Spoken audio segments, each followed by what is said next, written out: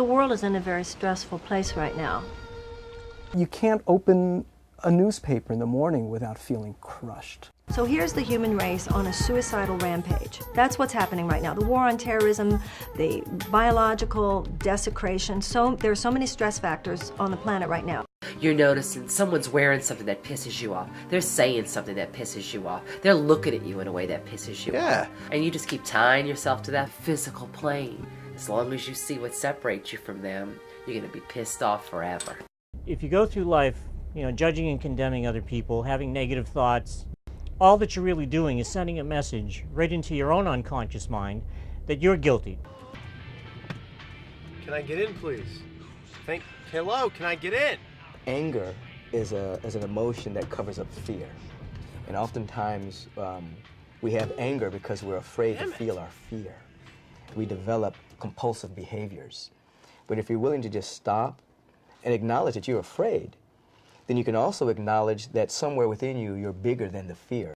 You're not going to discover the best version of yourself out there in that crazy, noisy, busy world where we wake up to clock radios and listen to radio while we shower, watch television while we eat breakfast, listen to radio in the car on the way to work, listen to radio all day over the intercom at work, make phone calls, get put on hold, listen to radio. We got Walkmans and Discmans, we got DVD demons, we got cell phones, pages, internet, CDs, TVs, DVDs, iPods. We got so much noise we can't even hear our own thoughts. And you're not going to find the best version of yourself out there in all that noise.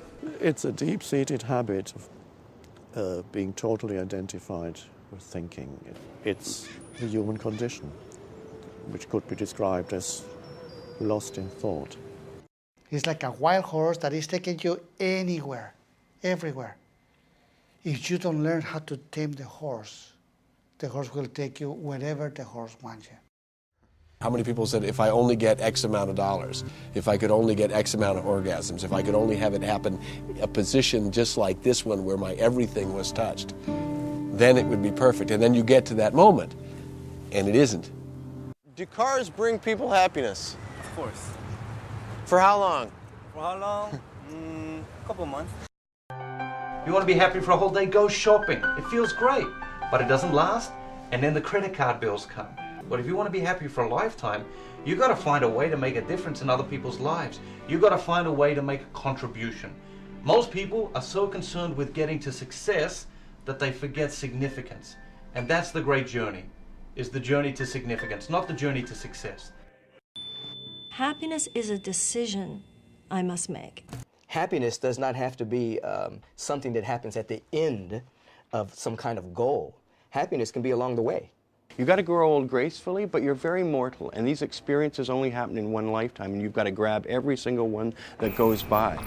Happiness comes from your perspective. But it's not about what's happening out there, it's about how I show up within what's happening. We basically need to reorient, restructure very pattern of our thinking. That is very hard, but our happiness lies right there. So if we want the world to change, we have to become new people. Unless and until we make a quantum leap inside ourselves, we can't be the conduits for the quantum leap that has to occur in the world.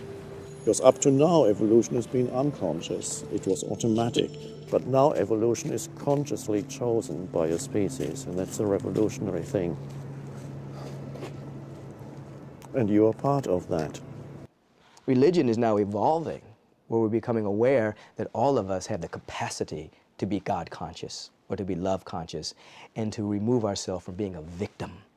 I found freedom, my understanding of freedom. Out of all of my 58 years, I found it in the depths of the worst holes in San Quentin and Folsom Prison. It took the process of detaching from everything. You don't have any desires, and you reach that balance, then you feel happiness that you would probably never feel from drugs, from anything else. What is really happiness?